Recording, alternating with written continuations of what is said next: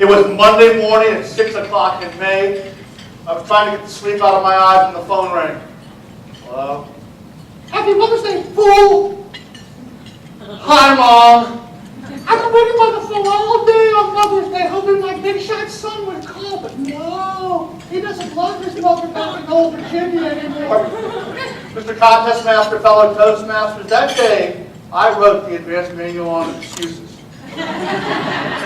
I was too busy with work. I was with my friends. But when I said the dog ate my phone, and I didn't own a dog, I could see the look on my mother's face through the phone. When she said those words, I dreaded. Oh, bless your heart. When a Southern woman says, bless your heart, that is not a good thing. It means she wants to reach through the phone and strangle you for that wrong thing you said. She continued, you bought me a very expensive gift for Mother's Day. You got me ruby red slippers. Mom, why do you need ruby red slippers? I want to be the good witch. They were very expensive and your father will send you the bill.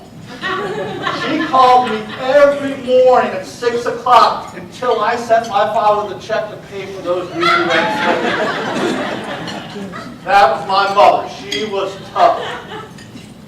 Now, our neighbors learned this the hard way. You see, my mother wasn't just Southern, she was country. She didn't believe in this leash law. That's for those people out in California. Dog needs to go outside with the dog outside. Well, the neighbor was getting on her, talking about that wasn't right, all the mess that was being made. They were going back and forth, and then he said he was going to call the dog catcher. Wrong thing to say. She got that look on her face, and she said, well, bless your heart. The next day, a tow truck brought an old junk heap car to our house. Rust, graffiti on the side, no windows. Parked right next to the neighbor's house. He came out, you can't park that there, it's against the bylaws. Nope, I read the rules. As long as the car runs, it's fine. I can park in any darn place I want to. He called the police. They came by, my mom just waved. After they were gone, boys, run the car. There was no engine in this car. We'd have to move it to a different place on the driveway, move it out into the street. Cops would come by. It's moved. Everything's okay. After about a month, my mother had that car moved. Our neighbor may have called the police, but he never called the dog catcher, and Mom won again. I personally learned this lesson the hard way very young. Now, I know every teenager gets embarrassed by their parents, right? I learned at 9 years old. My mom was having a bad day. She was grumpy. She wanted me to go spend some time with neighbors who had daughters. I didn't want that. Mom, boys are better than girls. And she gave me that look. Well, really? Bless your heart. The next day she grabbed me and took me to a department store. Now it's important to remember, in the 1960s, a woman could be denied a credit card without her husband's permission. And my mom had just gotten a credit card. We walked to the customer service desk.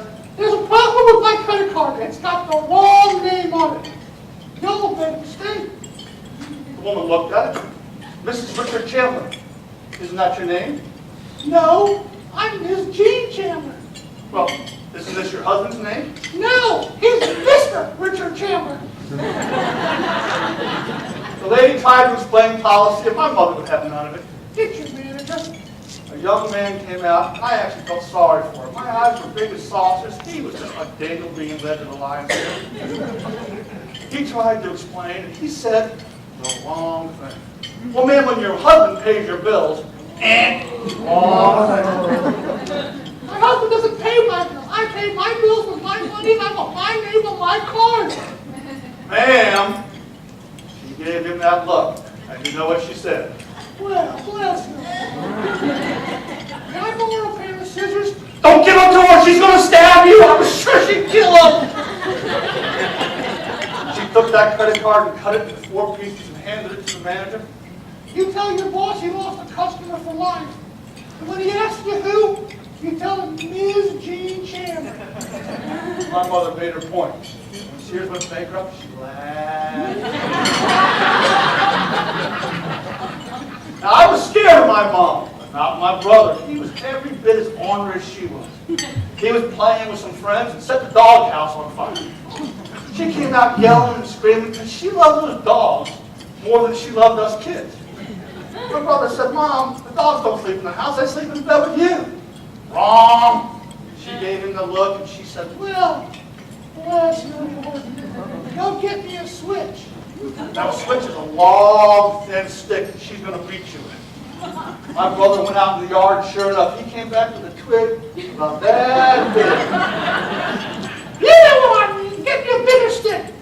He found a branch that had fallen off a tree. He was dragging it in. Mom started laughing so hard she couldn't even whip it. They both made their point that day. You know, my father learned the same lesson the hard way. How many of you remember Tom Jones?